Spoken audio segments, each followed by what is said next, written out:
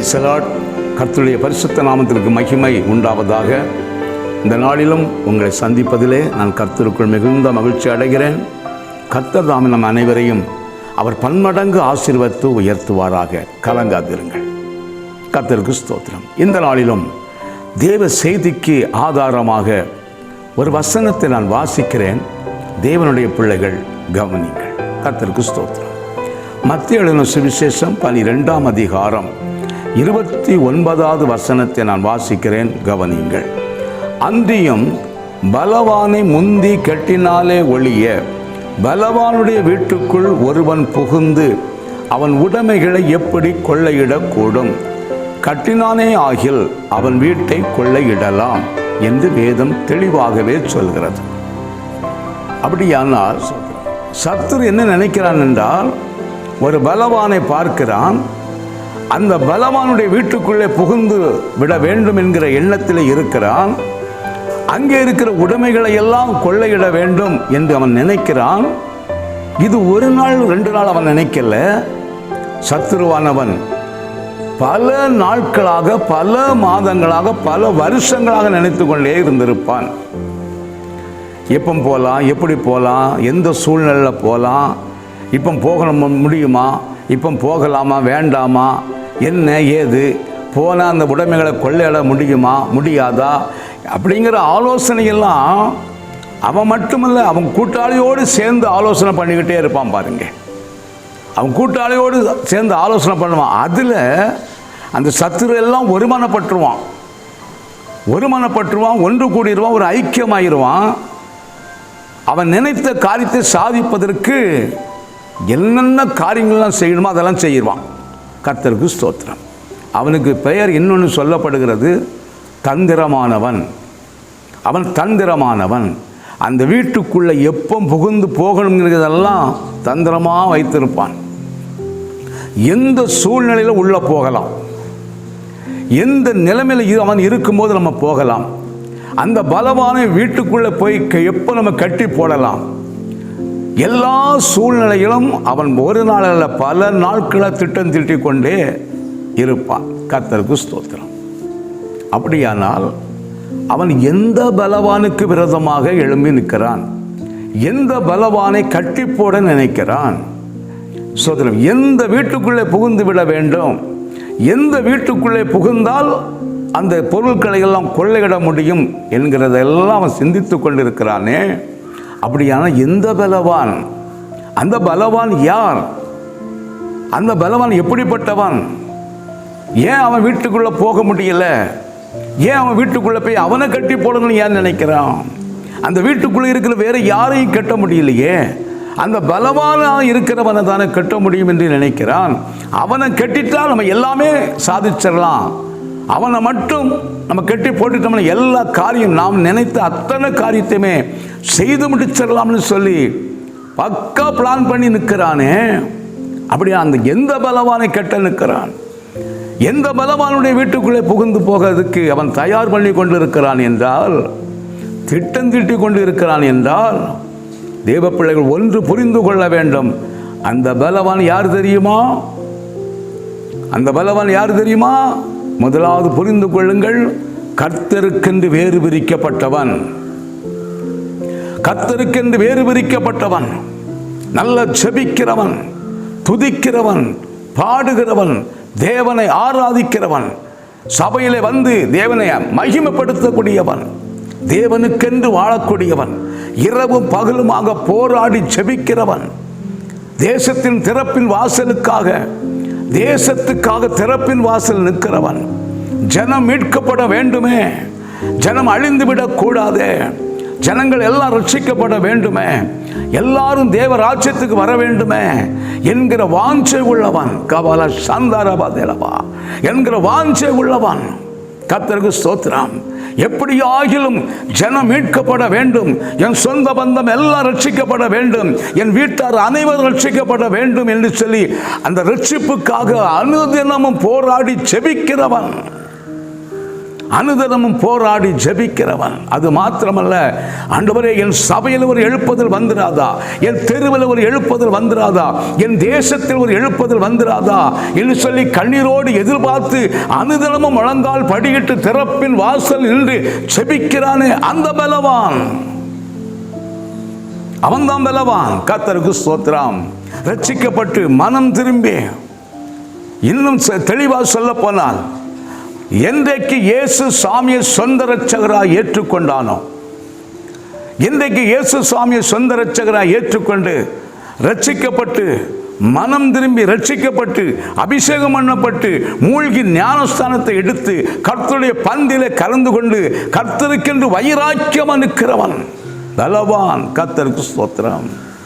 அது மாத்திரமல்ல, தேவனுக்கென்று தன்னையே அர்ப்பணித்து தேவனுடைய ஊழியத்தை உண்மையும் உத்தமமாய் செய்கிறானே, அவன் பலவான். கர்த்தருக்கு ஸ்தோத்திரம்.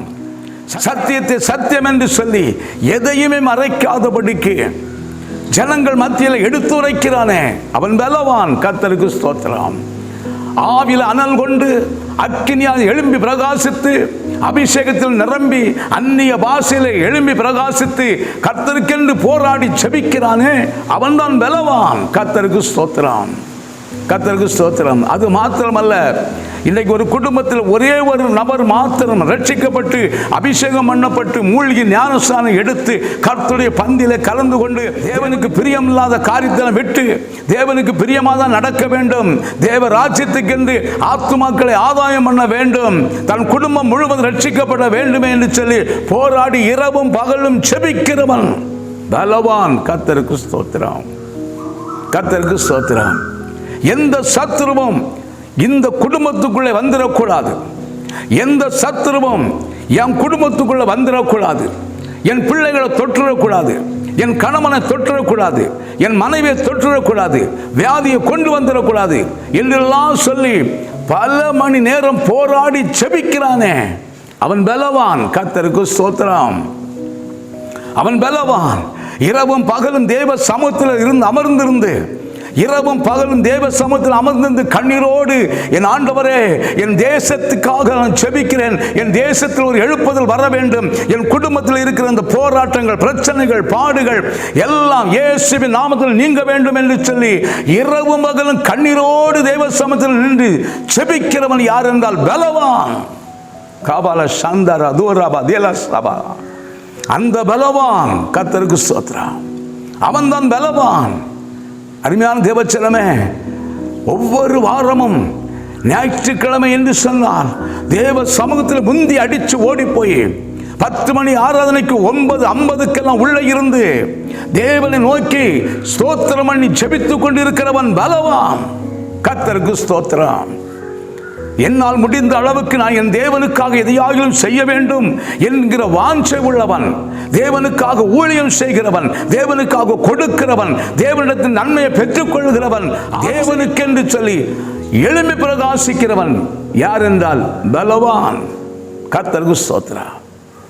இரவும் பகலுமாக ஒரு ரூமுக்குள்ளே அடைந்திருந்து, ஆண்டவரே என் குடும்பம் ரட்சிக்கப்பட்டாதா, என் பிள்ளைகள் ரட்சிக்கப்பட்டாதா, என் கணவர் ரட்சிக்கப்பட மாட்டாரா, என் மனைவி ரட்சிக்கப்பட மாட்டாளா என்று சொல்லி இரவும் பகலும் ஒரு ரூமுக்குள்ள அடைத்திருந்து அப்படியே கண்ணீரோடு தேவ சமூகத்தில் ஜெபித்து புலம்பிக் கொண்டிருக்கிற ஆத்துமாவே, நீதான் பலவான், நீதான் பலவான். அப்படியானால் இப்படிப்பட்ட பலவானுக்கு விரோதமாகத்தான் அந்த சத்துரு சிந்திப்பான். இதை தேவ பிள்ளைகள் புரிந்து கொள்ள வேண்டும். இப்படிப்பட்ட பலவானுக்கு விரோதமாகத்தான் சத்துரு எழும்புவான். அவன் எந்த ரூபத்தில் வேணாலும் எழும்பலாம், யார் மூலமானாலும் எழும்பலாம், எப்படி வேணாலும் எழும்பலாம். எழும்பி அவன் உன் வீட்டுக்குள்ளே வருவதற்கு அவன் ஆயத்தமாயிருப்பான். கர்த்தருக்கு ஸ்தோத்திரம். ஆயத்தமாயிருப்பான். ஆனாலும் அவனால் வர முடியல, உன் வீட்டுக்குள்ள வர முடியல, உன் வீட்டில் உள்ள உடைமைகளை திருடுவதற்கு அவனால் முடியல. பல நாட்களாக சிந்திக்கிறான் தேவ பிள்ளையே, பல நாட்களாக எண்ணிக்கொண்டிருக்கிறான். அவனை கட்டி போடணுமே, எப்போ கட்டி போடலாம், எப்படி கட்டி போடலாம், எந்த நிலைமையில் இருக்கும்போது கட்டி போடலாம் என்கிறதெல்லாம் அவன் சிந்திக்கிறான். யாருக்கு விரோதமாக? இப்படி தேவனுக்கு பிரியமா நிற்கிற பிள்ளைகளுக்கு விரோதமாக, செபிக்கிற பிள்ளைகளுக்கு விரோதமாக, நல்ல பாடுகிற பிள்ளைகளுக்கு விரோதமாய், துதிக்கிற பிள்ளைகளுக்கு விரோதமாய், ஆராதிக்கிற பிள்ளைகளுக்கு விரோதமாய், விசுவாசத்தில் எழும்புகிற பிள்ளைகளுக்கு விரோதமாய், கர்த்தருக்கு வைராக்கியமாக நிற்கிற பிள்ளைகளுக்கு விரோதமாய் சத்துரு என்கிறவன் எழும்பிக் கொண்டிருக்கிறான், சிந்தித்துக் கொண்டிருக்கிறான். ஆனால் நீங்களும் நானும் ஜாக்கிரதையாக இருக்க வேண்டும், ஜாக்கிரதையாக இருக்க வேண்டும். அவன் எவ்வளவு முயற்சி பண்ண முடியுமோ முயற்சி பண்ணி தன்னுடைய உடைமைகளை எல்லாம் எடுப்பதற்கு பார்க்கிறான். நம்முடைய உடைமைகளை எல்லாம் அவன் எடுப்பதற்கு பல விதத்தில் ஐடியா பண்ணிட்டு இருக்கான், முடியல. ஏன் தெரியுமா? ஏன் தெரியுமா? நீ யார் என்பதை நம்ம புரிந்துவிடணும். அவனால் ஏன் நம்முடைய வீட்டுக்குள்ளே வந்து நம்மை கட்டி போட்டு நம்முடைய உடைமைகளை ஏன் எடுத்து செல்ல முடியல தெரியுமா? என் அன்பின் தேவஜனமே, நீங்களும் நானும் ஆராதிக்கிற தேவன் சர்வ வல்லமுள்ள தேவன். அவர் நமக்கு அக்கினிமயமாக நிற்கிறவர். உன்னிடத்தில் அபிஷேகம் இருக்கிற வரையிலும் ஒருவனும் உனக்கு முன்பதாக எதிர்த்து நிற்க முடியாது. ஒரு சத்துரு உன்னை தொட முடியாது. ஏனென்றால் 97 சங்கீதம் 3வது வசனம் சொல்லுது, அக்கினி அவருக்கு முன் சென்று சுற்றிலும் இருக்கிற சத்துருக்களை சுட்டு எரித்தது என்று சொல்லி பார்க்கிறோம். அப்படியானால் ஒரு அக்கினியாய் நிரம்பி செபிக்கிற ஒரு தேவ பிள்ளைக்கு, அபிஷேகத்தில் நிரம்பி செபிக்கிற ஒரு தேவ பிள்ளைக்கு விரோதமாக ஒரு சத்துரு எழும்ப முடியாது. அப்படி எழும்புவானே ஆனால் அவன் சுட்டெரிக்கப்படுவான். கல்கபால சந்தர கம்தோரவா, அவன் சுட்டெரிக்கப்படுவான். ஏனென்றால் நீ ஆராதிக்கிற தேவன் சர்வ வல்லமுள்ள தேவன். அவர் அபிஷேக நாதர். Price the Lord. நீ வெறுமையாக நீ அபிஷேகத்தை பெறவில்லை, வெறுமையாக நீ அந்நிய பாஷையை பெறவில்லை. என் தேவன் உனக்கு ரட்சிப்பின் நாளை என்றைக்கு தந்தாரோ, தேவ பிள்ளை புரிந்து கொள்ள வேண்டும். நீ என்றைக்கு ரட்சிக்கப்பட்டாயோ, என்றைக்கு நீ அபிஷேகம் பண்ணப்பட்டியோ, என்றைக்கு நீ மனம் திரும்பி இயேசுவை சொந்த ரட்சகராக ஏற்றுக்கொள்ளையோ, அந்த இருந்த உனக்கு ஒரு பாதுகாவலாக கர்த்தருக்கு ஸ்தோத்திரம். ஏன் அந்த சத்துருவால் உன்னை தொட முடியல? ஏன் உன் வீட்டுக்குள்ள புகுந்து வர முடியலன்னு சொன்னா, நீ எப்படிப்பட்ட தேவ பிள்ளையா இருக்கிற தெரியுமா? நீ அக்கினி அபிஷேகத்தில் நிரம்பின தேவ பிள்ளையா இருக்கிறான். ஒரு அபிஷேகம் பண்ணப்பட்ட தேவ பிள்ளைக்கு விரோதமாக சத்துரு எழும்புவான், ஆனால் உன்னை தொட முடியாது. அந்நிய பாஷை பெற்றதான தேவ பிள்ளைக்கு விரோதமாக சத்துரு எழும்புவான், ஆனால் உன்னை ஒன்றும் செய்ய முடியாது. காரணம், உனக்குள்ள இருக்கிறவர் உலகத்தில் இருப்பவனை காட்டிலும் உனக்குள்ள இருக்கிறவர் பெரியவர். அவர் சர்வ வல்லமுள்ள தேவன். அவர் உன்னை பாதுகாக்க வல்லவர், உன் காரியங்களை ஜெயமாக்க வல்லவர், உனக்காக துணை நிற்க வல்லவர், உனக்காக யுத்தம் பண்ண வல்லவர், அவர் உனக்காக பேச வல்லவர். பயப்படாதே, நான் உன் தேவன் என்று சொல்லி இருக்கிறார். நான் உன்னை விட்டு விலக மாட்டேன், உன்னை கைவிட மாட்டேன். அதனால தான் ஒரு சத்துரு உன்னை தொட முடியாதபடி கர்த்தர் பாதுகாக்கிறவர். நீ ஒருவேளை தூங்கிட்டாலோ உறங்கிட்டாலோ செபிக்க மறந்துட்டாலோ, என் கர்த்தர் சொல்கிறார், நான் தூங்குவதும் இல்லை உறங்குவதும் இல்லை, நான் உன்னை விட்டு விலகுவதும் இல்லை, உன்னை கைவிடுவதும் இல்லை. பயப்படாதே, பயப்படாதே, நீதான் பலவான். தேவ பிள்ளையே, நீங்க நினைக்கணும், நான் தான் பலவான், நான் தான் பலவான், நான் தான் பலவான். Praise the lord, praise the lord. இன்னைக்கு அநேகர் என்ன நினைக்கிறேன் தெரியுமா? என்னால் முடியலைங்க, நானே பலன் இல்லாதவளாக இருக்கிறேன், நானே முடியாதவளாக இருக்கிறேன், நானே நடக்க முடியாதவளாக இருக்கிறேன், பலன் இருந்தும் பலனற்றவளை போல இருக்கிறேன், கையை தூக்க முடியல, காலை தூக்க முடியல, செபிக்க முடியல, துதிக்க முடியல, பாட முடியல, ஆராதனைக்கு போகணும்னு நினைக்கிறேன், முடியல. இப்படியே புலம்பாதீங்க. கர்த்தருக்கு ஸ்தோத்திரம். புலம்பாதீங்க. உலகத்தில் இருக்கிறவனை காட்டிலும் உங்களுக்குள்ள இருக்கிறவர் பெரியவர் என்று நீங்க நம்பினால், நீங்க விசுவாசித்தால், உங்க விசுவாசத்தின்படியே பலனற்று போய் இருக்கிற உங்களுக்கு புதிய பலனை கொடுக்க அவர் வல்லவராக இருக்கிறார். அப்ப ஏன் நீங்க போட்டு புலம்பிட்டு இருக்கிறீங்க? எனக்கு முடியல முடியல முடியலன்ட்டு. என் ஆண்டவர் சொன்ன, நீ விசுவாச வார்த்தையை அறிக்கை பண்ண பழகு, விசுவாச வார்த்தையை அறிக்கை பண்ண பழகு, மீத கர்த்தர் செய்வார், கர்த்தர் செய்வார். கர்த்தருக்கு ஸ்தோத்திரம், கர்த்தருக்கு ஸ்தோத்திரம். இப்போ அந்த பலவானுக்கு விரோதமாக தான் சத்துரு எழும்பிக்கிட்டே இருப்பான். அப்படியானால் ஒரு குடும்பத்தில், உங்க குடும்பத்தில் கூட சத்துரு பல விதத்தில் கண்ணி வச்சுக்கிட்டே இருக்கிறான், பல விதத்தில் கண்ணி வைக்கிறான். ஆனால் உள்ள வர்றதுக்கு தான் அவனால் முடியல. பல ஆட்கள் மூலம் அவன் சிந்திச்சுட்டே இருக்கிறான், எப்போ உள்ள வரலாம்னு. வர முடியல. ஏன்னா நீ அக்கினியா நிற்கிறதை அவன் அறிந்து கொண்டு இருக்கிறான். நீ அபிஷேகத்தில் நிரம்பி செபிக்கிறதையும், ஏனென்றால் நீங்கள் ஒவ்வொரு நாளும் ஜெபிக்கிறதை அவன் அறிந்து கொண்டிருக்கிறான். நீங்கள் ஒவ்வொரு நாளும் வேதத்தை வாசிக்கிறதை அவன் அறிந்து கொண்டிருக்கிறான். உங்களுடைய பரிசுத்தத்தை அவன் அறிந்திருக்கிறான். உங்களுடைய நினைவை அவன் அறிந்திருக்கிறான். உங்களுடைய வாஞ்சையை சத்துரு அறிந்திருக்கிறான். அறிந்தவன் தான் உள்ள வர முடியாமல் இருக்கிறான். கலங்கா தேவ பிள்ளையே, உன் குடும்பத்துக்குள்ள ஏன் வர முடியலன்னா நீ ஜெபிக்கிற ஜெபம், உனக்குள்ள இருக்கிற அபிஷேகம், உனக்குள்ள இருக்கிற அந்நிய பாஷை, உனக்குள்ள இருக்கிற வைராக்கியம், உனக்குள்ள இருக்கிற கிருபை அவனை உள்ள வரவிடாதபடி தடுத்து நிறுத்துகிறது. அப்படியானால் ஒரு குடும்பத்துக்குள்ள சத்துரு வராமல் இருக்கணும்னா அந்த குடும்பத்தில் இருக்கிற ஒரு நபராக இருந்தாலும் சரி, அல்லது குடும்பத்தில் இருக்கிற 2 பேராக இருந்தாலும் சரி, நல்ல ஜெபிக்கிற ஒரு தேவ பிள்ளையா நீங்கள் மாற வேண்டும். புரிஞ்சுக்கிடணும். சத்துரு உங்கள் குடும்பத்தில் உள்ள புகுந்து இருக்கிற எல்லாரையும் பல விதத்தில் அவன் கட்டி போடாமல் இருக்கணும்னு சொன்னால், முக்கியமாக ஜெபிக்கிற தேவ பிள்ளையே உனக்கு விரோதமாக தான் அவன் எழும்புவான். துதிக்கிற தேவ பிள்ளையே உனக்கு விரோதமாக தான் எழும்புவான். அவன் ஒன்றை கட்டி போடாமல் இருக்கணும்னா நீ ஜெப ஜீவியத்தை விட்டுறாத. யார் என்ன வேணாலும் சொல்லிட்டு போட்டு நீ ஜெபிக்கிற பிள்ளையாக இருந்துக்க. வேதத்தை வாசி. ஒவ்வொரு நாளும் தேவ சமூகத்தில் ஜெபிக்கிற பொழுது அக்கினியான் எழும்பி பிரகாசி. அபிஷேகத்தில் நிரம்பி ஜெபி. அந்நிய பாஷையில ஜெபி. தேவனை மணிக்கணக்காக தேவ சமூகத்தில் அமர்ந்திருந்து போராடி ஜெபிக்க பழகு. மீதி கர்த்தர் செய்வார். என்ன செய்வார் தெரியுமா? அவர் உனக்காக யுத்தம் பண்ணிட்டு இருப்பார். அவர் உனக்காக ஒரு தூதனை அனுப்புவார். அந்த தூதர்கள் சென்று உனக்கு விரோதமாக யார் யார் என்னென்ன காரியங்களை சிந்தித்தாலும் சரி, என்னென்ன காரியங்களை செஞ்சாலும் சரி, என்னென்ன காரியங்களை புறம்பா பேசினாலும் சரி, பயப்படாதே. நீ பயப்படாதே. நீ ஆராதிக்கிற தேவன் சர்வ வல்லமுள்ள தேவன். அவர்கள் நினைவுகளை, அவங்களுடைய எண்ணங்களை எல்லாவற்றையும் தலைகீழாக மாற்றுவார். தேவ பிள்ளையை தலைகீழ மாற்றுவார். உனக்கு விரோதமாய் அவர்கள் 1000 அல்ல 10,000 பேர் எழும்பினாலும் அது ஒன்று மேற்கொள்ள முடியாது. காரணம், உனக்குள்ளே அபிஷேகம் இருக்கிறது. நீ ஜெபிக்கிற பிள்ளை, நீ துதிக்கிற பிள்ளை, நீ ஆராதிக்கிற பிள்ளை, நீதான் பலவான். உன்னை கட்டத்தான் சத்துரு எதிர்பார்த்து கொண்டிருக்கிறான். உன்னை வீழ்த்துவதற்கு தான் சத்துரு எதிர்பார்த்து கொண்டிருக்கிறான். எப்படி வீழ்த்துவான்? பலவீனத்தை கொண்டு வரலாம், வியாதியை கொண்டு வரலாம், போராட்டத்தை கொண்டு வரலாம், மன சோர்வை கொண்டு வந்துடுவான், ஜெபிக்க முடியாதபடி கொண்டு வந்துடுவான், ஆலயத்துக்கு போக வேண்டாம் என்கிற அந்த எண்ணத்தை கொண்டு வந்துடுவான். ஜெபிக்க நாளைக்கு பார்த்துக்கிடலாம், நாளை கழிச்சு பார்த்துக்கிடலாம், இன்னைக்கு ஜெபிக்காண்டா அப்படிங்கிற சோர்வெல்லாம் கொண்டு வந்துடுவான்.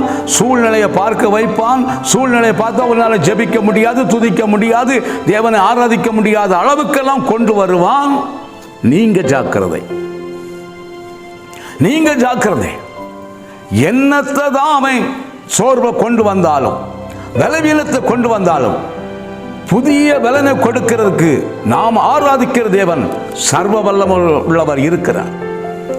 அவளை நோக்கி, ஆண்டவரே, என்னுடைய பலவீனத்திலே நான் இப்ப ஜெபிக்க முடியாம, துதிக்க முடியாம, பாட முடியாம இருக்கிற இந்த பலவீனத்திலே உம்முடைய பலன் எனக்கு பூரணமாய் விளங்கட்டப்பா, பூரணமாய் விளங்கட்டும் என்று சொல்லி கேளுங்க. கர்த்தர் உனக்கு பரிபூர்ணமான பலனை தருவார், சுகத்தை தருவார், ஆரோக்கியத்தை தருவார், நிம்மதியை தருவார், துதிக்க வைப்பார். நீ எழும்பி பிரகாசிக்க கர்த்தர் உனக்கு உதவி செய்வார். ஏன் நீ பயப்படுற? எதுக்கு நீ பயப்படுற? கர்த்தருக்கு ஸ்தோத்திரம், கர்த்தருக்கு ஸ்தோத்திரம். அது மாத்திரமல்ல, அவன் வந்து பார்த்துட்டு போறான் பாருங்க. வீட்டு வாசல் வருவான். அந்த பலவான் எப்படி இருக்கிறான், தூங்கிட்டானா, உறங்கிட்டானா, படுத்திருக்கானா, நிற்கானா, இருக்கிறானா, என்ன ஏதுன்னு எல்லாம் வந்து பார்த்துட்டே போறான். வந்து பார்ப்பானே தவிர உன் வீட்டுக்குள்ள வர முடியாது. ஏன்னா அங்க ஜெப ஜீவிதம் இருந்துகிட்டே இருக்கிறது. அப்படியானால் தேவ பிள்ளைகள் புரிந்து கொள்ள வேண்டும். இந்த 2025 வருஷத்திலே தேவன் உங்களோடு கூட இடைபடுகிற நல்ல ஒரு வார்த்தை என்ன தெரியுமா? உன்னுடைய வீட்டுக்குள்ளாடி எந்த சத்துருவும் நுழைந்திராம இருக்கணும்னு சொன்னால், செபிக்கிற பிள்ளையை கட்டி போடாம இருக்கணும்னு சொன்னால், தேவனை தேடுகிற பிள்ளையை கட்டி போடாம இருக்கணும்னு சொன்னால், ஒரு பலவீனத்தை கொண்டு வந்தோ, பாடுகளை கொண்டு வந்தோ, சோர்வை கொண்டு வந்தோ, அவன் எந்த வகையிலாவது கெட்டதுக்கு நினைப்பான். அது கெட்டாம இருக்கணும் என்று சொன்னால், உன் வீட்டுக்குள்ள உன்னை கட்டி போட்டு உன் உடைமைகளை எல்லாம் அப்படி கொள்ளையிடாமல் இருக்கணும் என்று சொன்னால், அந்த வீட்டுக்குள்ளே, உங்க வீட்டுக்குள்ளே ஜெப ஜீவிதம் ஒரு நாளும் குறையக்கூடாது. கர்த்தருக்கு ஸ்தோத்திரம். காபால ஷாபாதியா. ஒரு நாளும் குறையக்கூடாது. வேத வாசிப்பு குறையவே கூடாது. நீங்கள் தேவனை தேடுகிற அனுபவம் குறையக்கூடாது.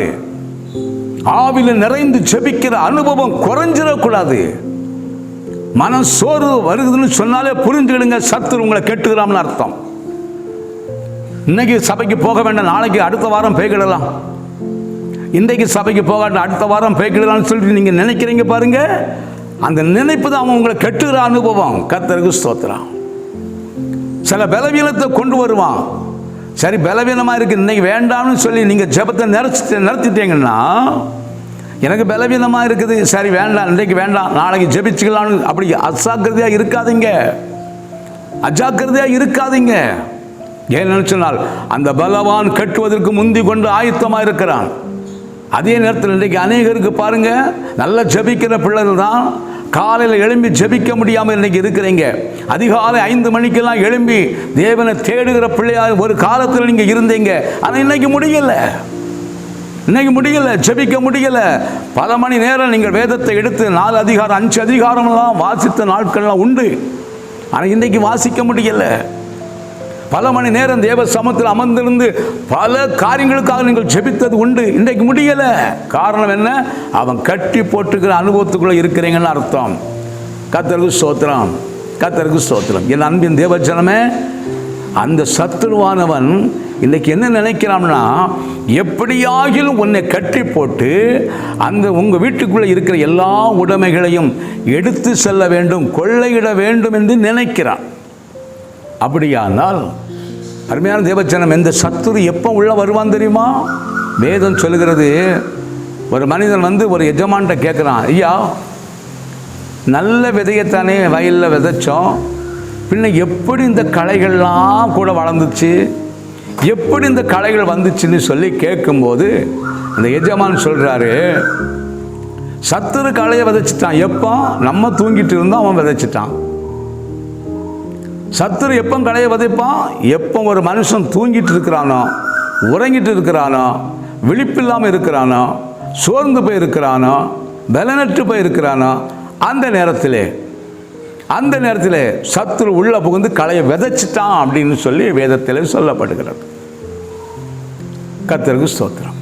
அப்படியானால் தேவ பிள்ளைகள் ஜாக்கிரதையாக இருக்க வேண்டிய வருஷம்தான் இந்த 2025ஆம் வருஷம். நீங்கள் அதிகமாக தேவ சமூகத்தில் அமர்ந்து ஜெபிக்கிற பழக்கத்துக்கு வந்துடுங்க. தேவன் உங்களை கைவிடவே மாட்டார். ஒரு சத்துரு உள்ள புகுந்து வராதபடிக்கு நீங்கள் அக்கினி அபிஷேகத்தில் நின்றுக்கிடுங்க. கர்த்தருக்கு ஸ்தோத்திரம். ஏனென்றால் அவன் எந்த வகையிலேயாவது சத்துரு உங்களை கட்டுவதற்கு முயற்சி பண்ணுவான்.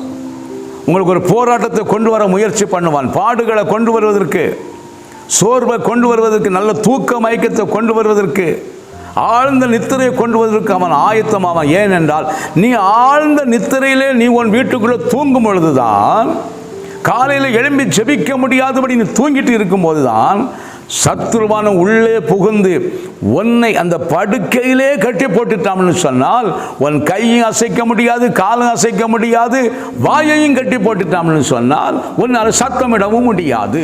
ஆகியனால தேவ பிள்ளையே, நீ ஜெபிக்கிறத விட்டுறாத, துதிக்கிறத விட்டுறாத, தேவனை ஆராதிக்கிறத விட்டுறாத. எந்த வகையில் சத்துரு உன் குடும்பத்துக்குள்ள புகுந்துராதபடிக்கு நீதான் பாதுகாக்கணும், நீதான் பாதுகாக்கணும். ஆகியனால தான் கர்த்தருடைய ஆவியானவர் இன்றைக்கு சொல்லுகிறார், நீ பலவானை முந்தி கட்டினால் ஒழிய என்று வேதம் சொல்கிறது. நீதான் பலவான். உன்னை கட்டுவதற்கு அந்த சத்துருங்கிறவன் பலவானா இருந்து உன்னை கெட்ட நினைப்பான், சோர்வை கொண்டு வர நினைப்பான்.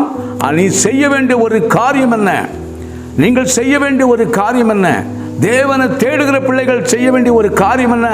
அஜாக்கிரதையாக முதலாவது இருக்காதீங்க, ஜாக்கிரதையாக இருங்க, விழிப்பாக இருங்க, ஜெபத்தில் உறுதியாக இருங்க, வேத வாசிப்பில் உறுதியாக இருந்து அந்த சத்துருவானவன் தன்னை பலவானா நினைத்து கொண்டு உன்னை கட்டுவதற்கு நினைக்கும் போது அவன் முந்திக் கொள்வதற்கு முன்பதாக நீ முந்திக் கொள்ள வேண்டும். கர்த்தருக்கு ஸ்தோத்திரம். நீ முந்திக் கொள்ள வேண்டும். நீ அந்த பலவானை கட்டுவதற்கு முந்திக் கொள்ள வேண்டும். இயேசுவின் நாமத்தினால் நான் உன்னை கட்டுகிறேன். சத்துருவே, நீ என்னை தொட முடியாது, என் குடும்பத்தை தொட முடியாது, என் பிள்ளைகளை தொட முடியாது, என் கணவனை தொட முடியாது, என் மனைவியை தொட முடியாது, என் பிசினஸை தொட முடியாது, என் வருமானத்தை தொட முடியாது, எல்லாவற்றையும் தொட முடியாதபடிக்கு இயேசுவின் நாமத்தினாலே நான் உன்னை கட்டுகிறேன் என்று சொல்லி நீ கட்டிப்பாரு. முந்தி கட்டிப்பாரு, முந்தி ஜெபிக்க பழகு, முந்தி ஆராதிக்க பழகு, முந்தி தேவனை தேட பழகு. தேவன் அந்த சத்துருவை முறியடித்து கர்த்தர் உனக்கு ஜெயத்தை தர வல்லவராகவே இருக்கிறார். அந்த தேவனுக்கு மகிமை உண்டாகட்டும், அந்த தேவனுக்கு மகிமை உண்டாகட்டும். இந்தியிலிருந்து அந்த முயற்சியை நீங்கள் எடுத்து பாருங்க. சோர்ந்து போய் இருக்காதீங்க, தளர்ந்து போய் இருக்காதீங்க. கடந்த 2024 வருஷம் அநேக காரியங்களை குறித்து நீங்கள் கலங்கி போய் சோர்ந்து போய் இருந்திருக்கலாம், மனம் தளர்ந்து போய் இருக்கலாம். இந்த 2025 வருஷத்தில், இந்த 2025 வருஷத்தில் அப்படி இருந்துடாதீங்க.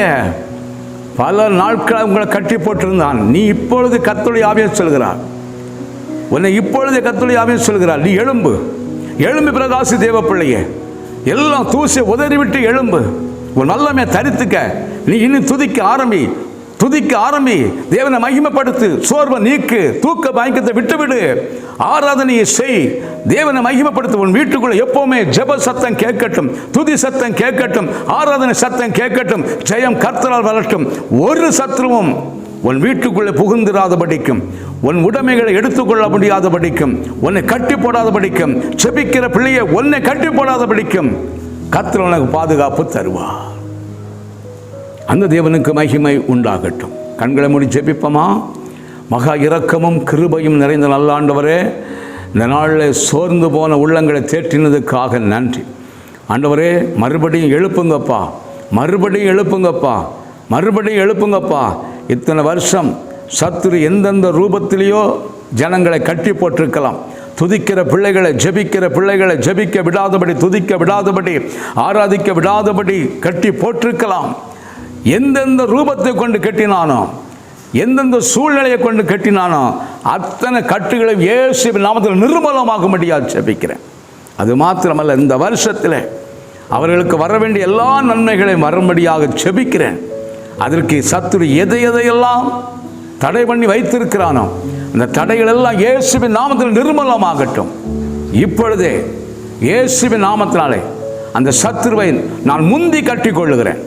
எங்களுக்கு விரோதமாய், ஊழியத்துக்கு விரோதமாய், குடும்பங்களுக்கு விரோதமாய், ஜெபிக்கிற பிள்ளைகளுக்கு விரோதமாய், ஆராதிக்கிற பிள்ளைகளுக்கு விரோதமாய் எழும்பி நிற்கிற சத்துருவை இயேசுவின் நாமத்தில் முந்தி கட்டி கொள்கிறேன். அவன் எழும்பாதபடி செய்தாலும் காத்துக்கொள்ளும். இயேசுவின் நாமத்தினாலே ஜனங்களுக்கு பரிபூர்ண விடுதலை உண்டாகட்டும். நல்ல பிதாவே, ஆமென், ஆமென், ஆமென். கலங்காதேவ பிள்ளை, கர்த்தர் உன்னை கைவிடவே மாட்டார். ஆமென்.